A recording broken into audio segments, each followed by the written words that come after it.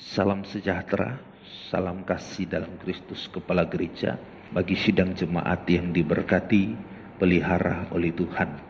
Atas cinta kasih, campur tangan dan pertolongan dari Dia Kristus yang adalah Kepala kita, maka selayaknya segala pujian, hormat, syukur dan terima kasih kita peruntukkan, persembahkan hanya bagi Dia. Kesempatan ini saya akan melanjutkan bagian kebenaran firman Tuhan sebagaimana yang sudah saya bagikan, bahwa Alkitab kita yang jumlahnya 66 dimulai dari Kejadian sampai Wahyu, dan Kejadian isinya 50 pasal yang dibagi menjadi dua bagian penting. Puji Tuhan, pasal 1 sampai pasal 11 mulai dari penciptaan sampai Menara Babel.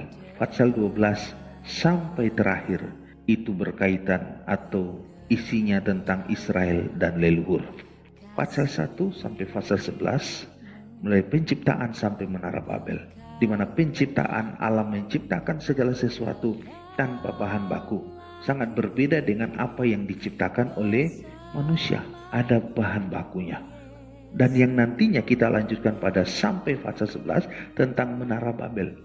Namun sebelum kita sampai pada fase 11, ada satu cerita yang cukup menjadi perhatian sorotan kita di tengah-tengah pasal 1 sampai 11. Itulah kisah tentang seorang Nuh yang beroleh kasih karunia bergaul dengan Allah, dan hasil pergaulannya dengan Allah, Nuh menjadi orang benar.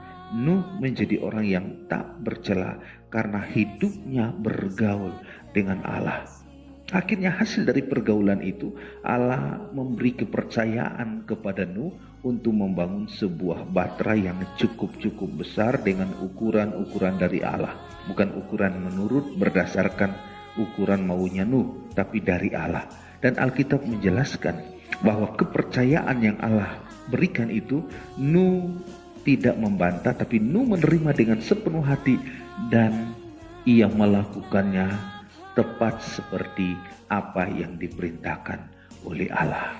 Saya mengajak kita membaca pada pasal 6 ayat 22 dari kitab Kejadian. Demikian bunyi firman Tuhan. Lalu Nuh melakukan semuanya itu tepat seperti yang diperintahkan Allah kepadanya. Demikianlah dilakukannya.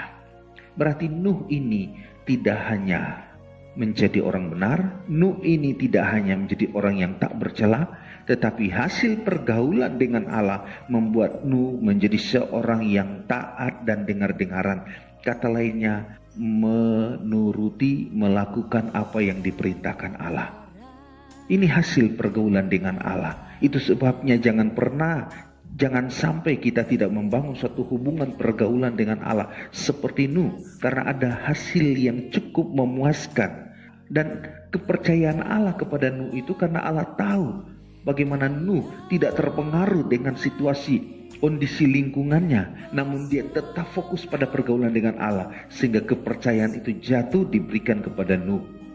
Nuh melakukannya dengan taat, tepat seperti tidak ada yang salah. Apa yang Allah perintahkan itu dilakukan tepat seperti yang Allah perintahkan. Betapa berterima kasihnya Nuh bisa mendapat kepercayaan untuk membangun sebuah batra. Saya sangat yakin bahwa kita bergaul dengan Allah, maka pasti ada kepercayaan Allah atas hidup kita. Allah mempercayakan itu karena Allah melihat hidup kita yang semakin hari semakin dekat dengan Allah, semakin bergaul dengan Allah. Ingat, firman berkata, pergaulan yang buruk merusak kebiasaan yang baik. Sebaliknya, kalau kita bergaul dengan Allah, sifat tabiat kita yang buruk akan dirubah oleh Allah menjadi suatu kehidupan yang baik, dan Allah bisa percayakan apa yang harus kita kerjakan. Kepercayaan dari Allah jangan sampai kita sia-siakan, tetapi kerjakan itu dengan tepat dan benar sebagaimana yang Tuhan perintahkan. Apa yang terjadi, apa yang akan kita terima jika kita lakukan itu semua menurut kehendak Allah. Saudara ingat pada kisah Nuh. Kalau saudara baca di dalam kitab Wahyu pasal 1 ayat 3, bahkan barang siapa menuruti firman Tuhan pasti berbahagia. Kebahagiaan apa yang akan diterima oleh orang yang menuruti firman Allah? Saya melihat contoh satu kisah tentang Nuh ini. kebahagiaan yang diterima oleh Nuh adalah kebahagiaan diselamatkan dari air bah, dari kematian, dari maut. Manusia yang ada pada seputar itu pada waktu itu semua binasa kecuali Nuh. Nuh yang taat melakukan perintah Allah diselamatkan. Itu kebahagiaan yang paling luar biasa, adalah kebahagiaan menerima keselamatan dari Allah atas kehidupan Nuh. Demikian juga kita berterima kasih kalau kita bisa dipercayakan kita lakukan tepat dan benar. Ujungnya kita akan berbahagia karena kita selamat. Itu kebahagiaan yang luar biasa dari Allah atas hidup kita, asalkan kita mau melaksanakan semua itu menurut kehendak Tuhan.